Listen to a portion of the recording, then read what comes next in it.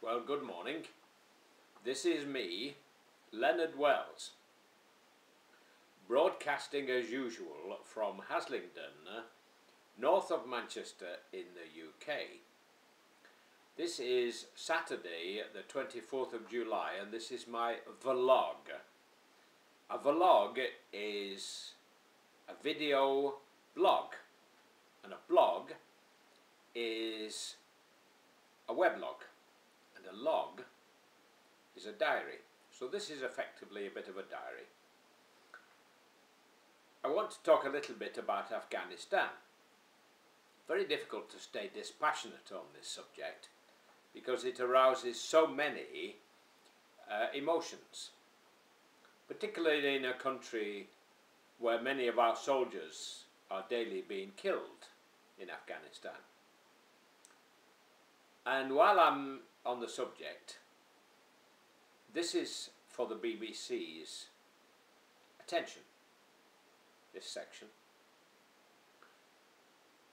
It doesn't improve matters when we're at war if the BBC continuously drops hints everywhere that the war can't be won. And it doesn't help our war effort if the minute one of our soldiers is killed, it becomes the first item on every news broadcast. And in addition to giving their names, it gives their rank and it gives their regiment. So they're giving away quite a lot of information to the enemy. During the war, the Second World War, the big war, that wasn't permitted. So my advice to the BBC is to rethink what you're about. I mean, far more people are killed every day by guns and drug barons and all these other people in Brazil and Mexico, and yet they never get a mention. Are their lives not important? How come it has to be everything in Afghanistan? Before that, it was Iraq. Every time a bomb went off in Iraq, that was the first item of news. So some people get the impression that the editors of the news, who give the news to the newsreaders to read out, may have their own agenda. They don't particularly like the war, either in Iraq or Afghanistan. So they angle it that way, so it gives the impression that all is not well there. Now, second thing I want to say is that I heard, read out yesterday I think it was, a letter purporting to have come from somebody in the Taliban to a teacher in Afghanistan who was teaching females, educating girls at school. And in it, this member of the Taliban threatened that if they didn't stop teaching girls, the Taliban would come along and chop off the heads of their children. Now, I don't know where these guys in the Taliban went to school to learn the Quran and how to be a true Muslim. But if they think for 1 minute that God meant women to have a brain which was never to be used for anything but washing pots, then those guys have got another thing coming. And equally, do they really think that the glorious heritage which Islam gave to the world in the terms of knowledge is in any way connected with the kind of activity that they're about every day, killing and murdering and pillaging? Whatever the rights of our presence in Afghanistan, they need to think again.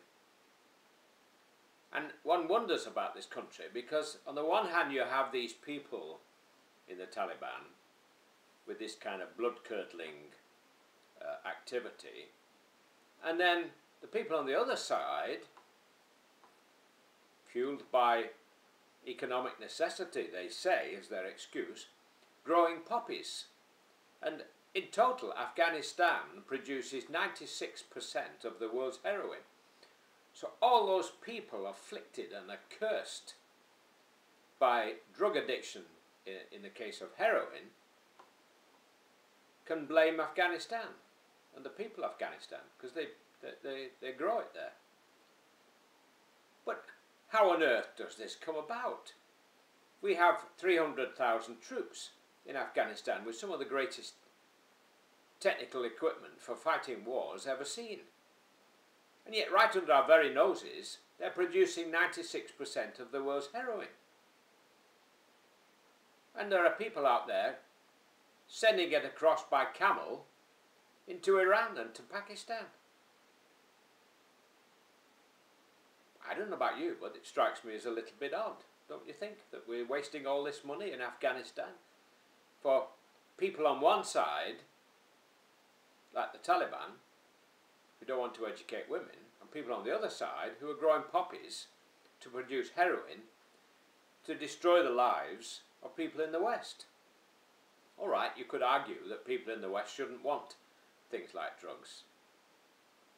But what's happened in the West is that we've moved so far away from Almighty God and His instructions that many people who are weak turn to drugs for solace, because they can see no meaning in their lives or in the lives of other people around them, and they wish to escape from it.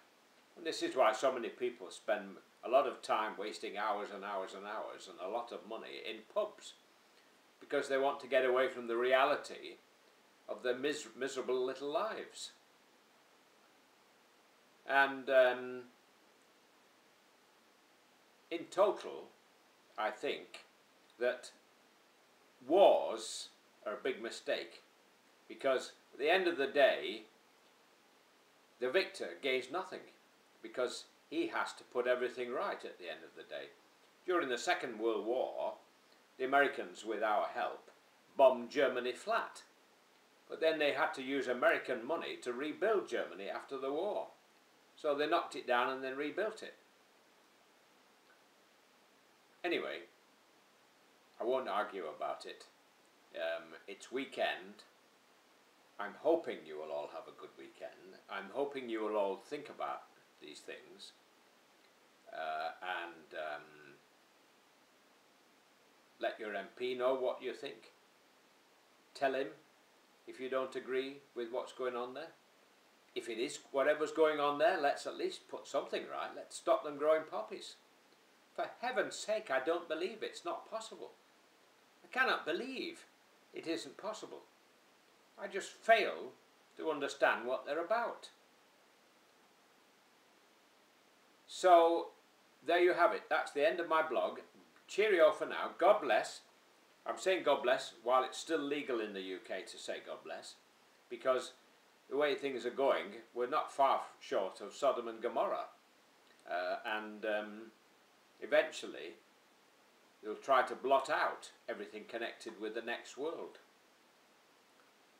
So there you have it. That's it for now. Take care. God bless.